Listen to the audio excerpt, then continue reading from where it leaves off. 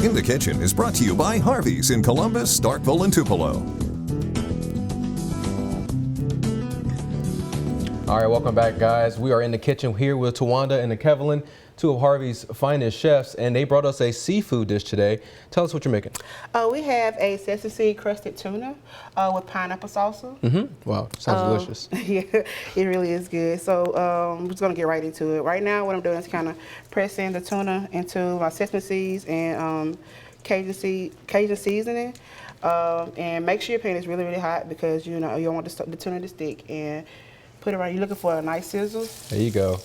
And with tuna, we typically cook it rare to mid-rare, depending on the thickness of the tuna. So we're gonna cook it for 1 to 2 minutes on each side. Nice.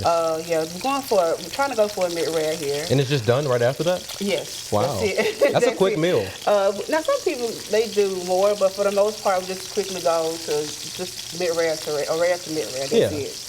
So like I said, 1 to 2 minutes on each side, depending on how far you want to go.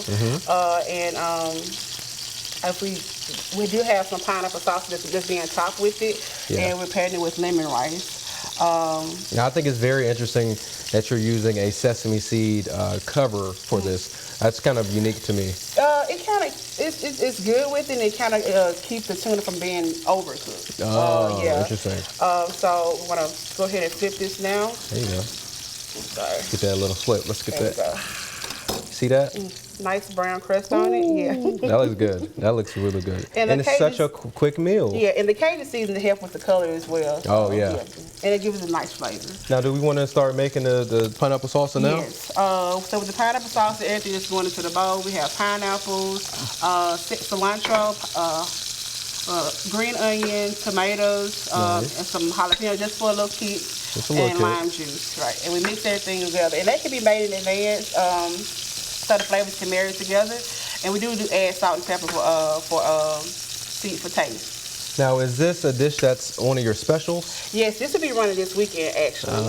From Friday through the weekend until ingredients is leave. Okay. But it is a good weekend for us because we do have state graduation this weekend. State graduation. Right. Hey, mom, dads, come to Harvey's. Get you some good seafood here. You'll be missing out if you don't come. Now, yesterday was Mother's Day. Yes.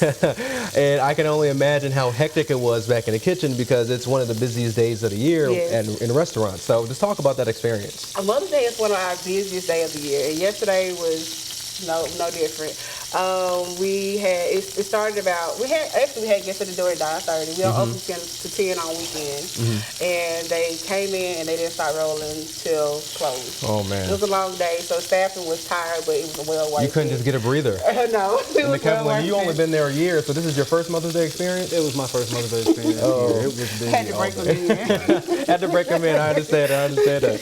Well, this looks so great. I mean, you already got the pineapple salsa done. That was really fast. It seems like a meal that you can actually make at home. It's really easy. It's so easy, and I'm sure people are going to be excited to have this meal this weekend. I think we're about to go to break. We're running low on time. We'll be right back in the kitchen.